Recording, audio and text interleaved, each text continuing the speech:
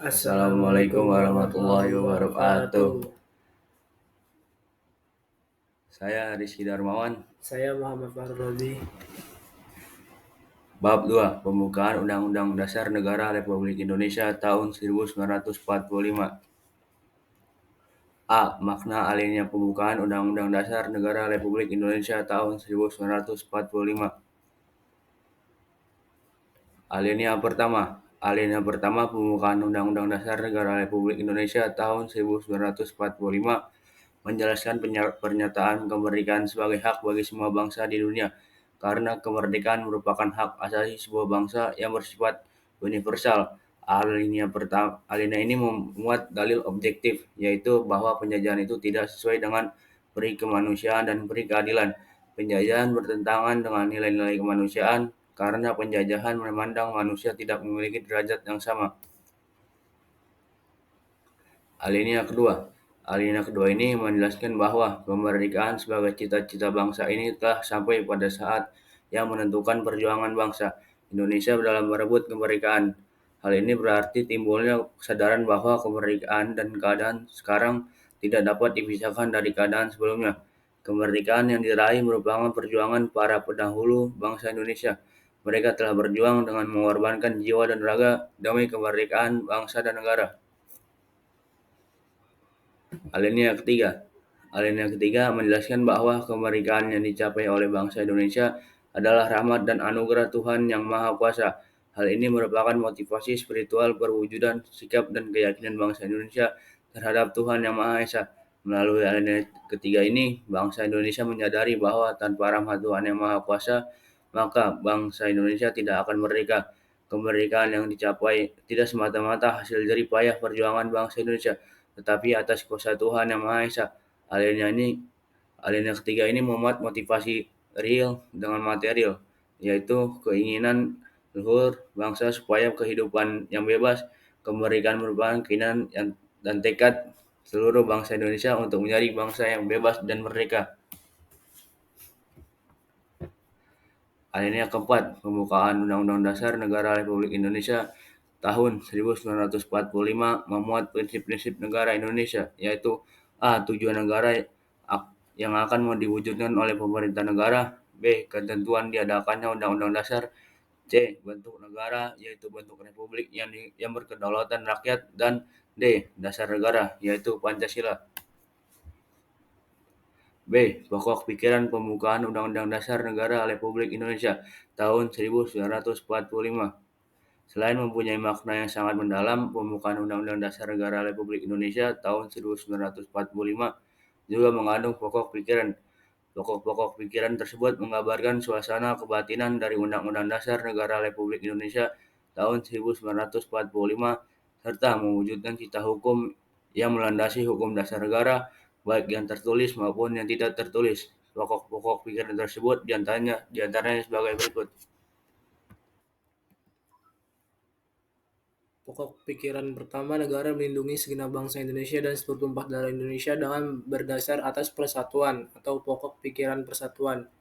Pokok pikiran ini menegaskan bahwa dalam pembukaan Undang-Undang Dasar Negara Republik Indonesia tahun 1945 diterima aliran negara persatuan, negara yang melindungi dan meliputi segenap bangsa dan seluruh wilayahnya. Dengan demikian, negara mengatasi segala macam paham golongan dan paham individualistis.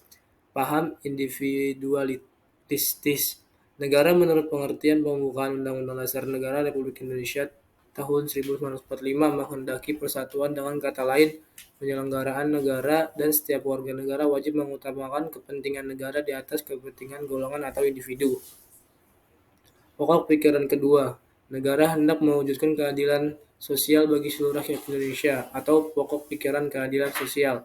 Pokok pikiran ini menempatkan suatu tujuan atau cita-cita yang ingin dicapai dalam pembukaan Undang-Undang Dasar Negara Republik Indonesia tahun 1945, serta merupakan suatu kausa finalis atau sebab tujuan. Dengan demikian, penyelenggaraan negara dapat menentukan jalan serta aturan yang harus dilaksanakan menurut Undang-Undang Dasar untuk mencapai tujuan memajukan kesejahteraan umum yang berkeadilan.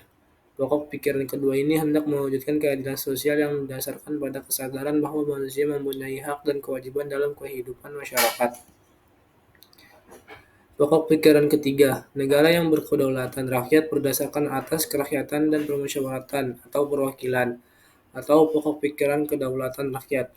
Pokok pikiran ini mengandung konsekuensi logis bahwa sistem negara yang terbentuk dalam Undang-Undang Dasar harus berdasarkan atas kedaulatan rakyat dan permusyawaratan atau perwakilan. Pokok pikiran ini sesuai dengan sifat masyarakat Indonesia yang selalu mengedepankan asas musyawarah untuk mufakat dalam menyelesaikan suatu persoalan. Pokok pikiran ketiga ini merupakan pokok pikiran kedaulatan rakyat yang menyatakan bahwa kedaulatan berada di tangan rakyat dan dilaksanakan menurut Undang-Undang Dasar. Pokok pikiran inilah yang merupakan dasar politik negara. Pokok pikiran keempat, negara berdasarkan atas ketuhanan yang Maha Esa, menurut dasar kemanusiaan yang adil dan beradab, atau pokok pikiran ketuhanan. Pokok pikiran ini mengandung makna bahwa Undang-Undang Dasar harus mengandung isi yang mewajibkan pemerintah dan penyelenggara negara lainnya untuk memelihara budi pekerti yang luhur. Hal ini menegaskan bahwa pokok pikiran ketuhanan mengandung pengertian takwa kepada Tuhan Yang Maha Esa menurut dasar kemanusiaan yang adil dan beradab dengan menjunjung tinggi harkat dan martabat manusia atau nilai kemanusiaan yang luhur. 2. Arti penting pokok pikiran pembukaan Undang-Undang Dasar Negara Republik Indonesia tahun 1945. Penjelasan Undang-Undang Dasar Negara Republik Indonesia tahun 1945 sebelum amandemen menegaskan bahwa pokok-pokok pikiran tersebut meliputi suasana kebatinan dari Undang-Undang Dasar Negara Indonesia. Pokok-pokok pikiran ini mewujudkan cita-cita hukum atau reciside yang menguasai hukum dasar negara, baik hukum yang tertulis atau undang-undang dasar maupun hukum yang tidak tertulis. Undang-undang dasar menciptakan pokok-pokok pikiran ini dalam pasal-pasalnya. Berdasarkan pengertian ini, dapat disimpulkan bahwa pokok pikiran yang terkandung dalam pembukaan Undang-Undang Dasar Negara Republik Indonesia tahun 1945 adalah sumber hukum tertinggi di Indonesia. Konsekuensi dari kedudukannya sebagai sumber hukum tertinggi Indonesia. Pokok-pokok pikiran yang terkandung dalam pembukaan Undang-Undang Dasar Republik Indonesia tahun 1945 dalam realisinya harus dijabarkan dalam peraturan perundang-undangan yang berlaku di Indonesia seperti ketetapan MPR, Undang-Undang Peraturan Pemerintah, dan sebagainya. Dengan demikian, seluruh peraturan perundang-undangan Indonesia bersumber pada pembukaan Undang-Undang Dasar Negara Republik Indonesia tahun 1945 yang di dalamnya terkandung asas kerohanian negara yaitu Pancasila. C. Sikap positif terhadap pokok pikiran dalam pembukaan Undang-Undang Dasar Negara Republik Indonesia tahun 1945. Sudah jadi tugas kita bersama, termasuk kalian sebagai pelajar sekaligus generasi penerus perjuangan bangsa, untuk mempertahankan kelestarian pokok-pokok pikiran dalam pembukaan Undang-Undang Dasar Negara Republik Indonesia tahun 1945. Dengan demikian, pokok pikiran pembukaan Undang-Undang Dasar Negara Republik Indonesia tahun 1945 tidak hanya sekedar menjadi rangkaian kata-kata luhur tanpa menjadi pegangan hidup dalam kehidupan bermasyarakat, berbangsa, dan bernegara. Mempertahankan pokok-pokok pikiran dalam pembukaan Undang-Undang Dasar Negara Republik Indonesia tahun 1945 tidak hanya dilakukan dengan tidak merubahnya, namun yang tidak kalah penting adalah mewujudkan pokok-pokok pikiran dalam pembukaan Undang-Undang Dasar Negara Republik Indonesia tahun 1945 dalam kehidupan bermasyarakat, berbangsa, dan bernegara. Setiap lembaga negara, lembaga masyarakat, dan warga negara wajib memperjuangkan pokok-pokok pikiran tersebut menjadi kenyataan. Sekian dari kelompok kami. Terima kasih. Wassalamualaikum warahmatullahi wabarakatuh.